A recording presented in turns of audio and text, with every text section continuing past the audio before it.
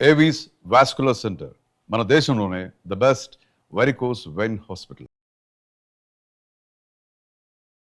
శ్రీమాత్రే నమః గురుగారు. శ్రీమాత్రే నమః.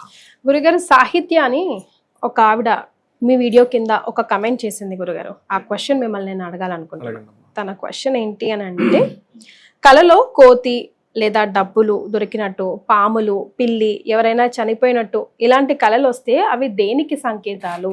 వాటికి ఏమైనా రెమెడీస్ పాటించుకోవాల్సిన అవసరం ఉన్నప్పుడు పాటించాలా, నమ్మాలా, నమ్మకూడదా? సమయాన్ని కూడా చెప్తూ ఉంటారు కదా గురుగారు, అర్లీ మార్నింగ్ వస్తే అవి నిజమవుతాయి అని, లేదంటే మనం మేలుకున్నాక కూడా అది సబ్ కాన్షియస్ మైండ్లో రిజిస్టర్ అయ్యి గుర్తుంటే అది తప్పకుండా అవుతుందని. ఇవి నమ్మకాలా, మూఢనమ్మకాలా గురుగారు? తప్పకుండా అమ్మా. దీనికి బృహస్పతి రచించినటువంటి స్వప్న శాస్త్ర గ్రంథం ఒకటి ఉంది, ప్రామాణిక గ్రంథం. ఓకే. స్వప్నము అంటే ఏమిటంటే అమ్మవారి స్వరూపం. స్వప్న రూపేణ సంస్థిత, నిద్రారూపేణ సంస్థిత, లజ్జారూపేణ సంస్థిత అంటుంటారు. స్వప్నము ఏంటంటే నీకు ముందుగా చెప్పేటువంటి ఇండికేషన్. అయితే ఇందులో చాలా స్పష్టంగా చెప్పారు. ఇప్పుడు సైంటిస్టులు ఏమంటారంటే, నువ్వు పొద్దున్న చూసిందే నీకు కల్లోకి వస్తుంది అంటాడు. రాత్రి స్పృహలోకి వచ్చి స్వప్న శాస్త్రంలో చాలా స్పష్టంగా గైడ్ లైన్స్ ఇచ్చేసారు వాళ్ళు. నువ్వు పొద్దున్న ఏదైనా మాట్లాడావు ఆ రోజంతా, అది స్వప్నంలోకి వస్తే దాన్ని తీసుకోకు. చూసావు తీసుకోకు, ఊహించుకున్నావు తీసుకోకు, అదే పని మీద ఉన్నావు దాన్ని నీకు స్వప్నంలోకి వస్తే అది నీకు పనిచేయదు అని చెప్పింది. అనారోగ్యంతో ఉన్నప్పుడు స్వప్నం వచ్చింది, అది నీకు పనిచేయదు అని చెప్పింది. ఈ 5 రూల్స్ ఈజ్ మస్ట్. మరలా ఈ స్వప్న శాస్త్రంలో సమయాన్ని చెప్పారు. నీకు నైట్ 9 గంటలప్పుడు నిద్రపోయాం అనుకుంటా, 9 నుంచి 12 మధ్యలో వచ్చే స్వప్నం కనీసం సంవత్సరం నుంచి 6 నెలలు పడుతుంది నీకు అది ఫలించడానికి. అలాగే లేట్గా ఫలిస్తుంది. అలా కాకుండా 12 నుంచి 3 మధ్యలో వచ్చింది మీకు 3 నెలల వ్యవధిలో ఫలించే ఛాన్స్ ఉంటుంది. 3 నుంచి 5 1 నెలలో ఫలించే ఛాన్స్ ఉంటుంది. లేదా 5 నుంచి పొద్దున్న 6 లోపల ఒక 10 రోజులు, 1 మంత్ నుంచి 10 డేస్ లోపల అవుతుంది. ఎర్లీ మార్నింగ్ వచ్చింది 10 డేస్లో అయిపోతుంది. ఇంకా అప్పుడప్పుడే నిద్ర లేస్తున్నామండి, 6-6:30 అప్పుడు నాకు వచ్చింది అన్నాం, దాంతో నిద్ర లేస్తున్నాం అన్నప్పుడు ఎగ్జాక్ట్లీగా 10 డేస్లో క్లియర్ అవుతుంది, దాని ఫలితం చూపిస్తుంది.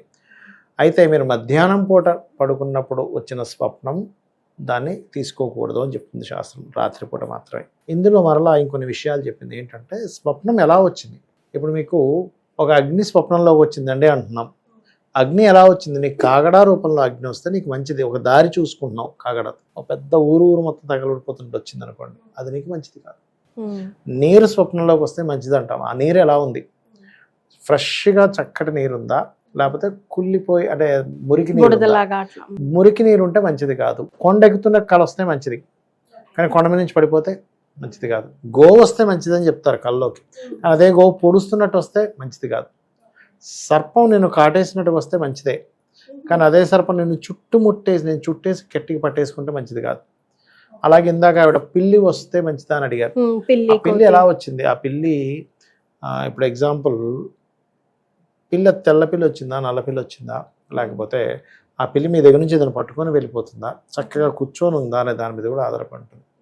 ఇక్కడ ఏంటంటే ఒక స్వప్నం, ఒక వస్తువు, ఒక జీవి రూపంలో వచ్చినప్పుడు దాని యాక్టివిటీ చూడాలి. అర్థమైందమ్మా? అలాగే కోతి వస్తే మంచిది కాదు అంటారు. అది ఎలా వచ్చింది? ఇప్పుడు కోతి రూపంలో వచ్చి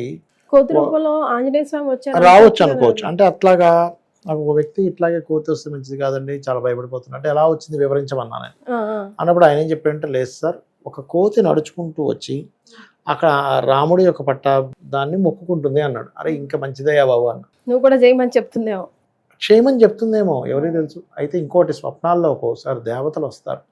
ఎవరైనా తదేకంగా ఒక మంత్రం చేస్తున్నారు అనుకోండి, మా స్వప్నంలో ఒక దేవత వస్తుంది. దేవత వచ్చి పట్టుకెళ్ళి ఆ దేవతా సంకేతమైనటువంటిది ఏదైతే ఒక పండు, ఒక అన్నము తినిపిస్తుంది కూడా. ఒక జపం తదేకంగా భక్తి శ్రద్ధలతో చేశాడు, దేవత ఖచ్చితంగా వచ్చి తీరుతుంది స్వప్నంలోకి. అంటే సిద్ధించిందని అర్థం, అక్కడ మంత్ర సిద్ధి జరిగిందని అర్థం. అలా ఏంటంటే స్వప్నం ఒక్కోసారి మనకి చెడు స్వప్నం వచ్చింది, శాస్త్రం ఏం చెప్తుంది అంటే, చెడు స్వప్నం వచ్చింది, మెలకు వచ్చింది, మీరు చక్కగా నిద్ర లేచి కాళ్ళు చేతులు కడుకొని మళ్ళీ నిద్రపోమని చెప్పింది. నిద్రపోయినప్పుడు ఇంకో మంచి స్వప్నం వచ్చింది అనుకోండి, ఈ చెడు స్వప్నం క్యాన్సిల్ అయిపోతుంది. అలా కాదండి, నాకు చాలా మంచి స్వప్నం వచ్చింది, 4 గంటలప్పుడు నిద్ర లేచాను, అబ్బా ఇంత మంచి స్వప్నం అనుకున్నా, అలాంటప్పుడు నిద్రపోవద్దని చెప్పింది శాస్త్రం.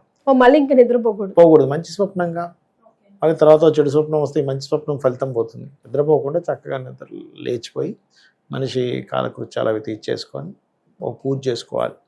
ఇంకొకటి చాలామంది తెలియక ఏం చేస్తారంటే ఒక చెడు స్వప్నం రాగానే పొద్దున్న లేచి ఇంట్లో వాళ్ళు చెప్పేస్తారు. అలా చెప్పొద్దని చెప్తుంది శాస్త్రం. మంచి బోత్ పాజిటివ్ నెగిటివ్ ఏదైనా చెప్పకూడదు. వెంటనే మీరు చక్కగా నిద్ర లేచి మీరు ఇంట్లో చేసుకునేటువంటి పూజ చేసేసుకున్న తర్వాత చక్కగా భోజనం అయిన తర్వాత టెంపుల్కి కూడా వెళ్ళొచ్చేసిన తర్వాత మధ్యాహ్నం పూట చెప్పాలట. అదొకటి. ఇంకొక విషయం ఏంటంటే స్వప్న శాస్త్రం లో ఉన్నటువంటి కొన్ని విషయాలు ఏంటంటే మీకు ఎట్లాంటి చెడు స్వప్నం వచ్చినా కూడా మీరు కనుక గజేంద్ర మోక్షం విన్నారు, యూట్యూబ్లో గజేంద్ర మోక్షం వస్తుంది. ఒక గంటన్నరలో ఉంటుంది అది. కొంతమంది అది విన్నారంటే చెడు స్వప్న దోషం పోతుంది. ఎందుకంటే ఇది అమ్మవారు స్వప్నం అనేటువంటిది అమ్మవారు ముందుగా నీకు ఇండికేట్ చేయడం.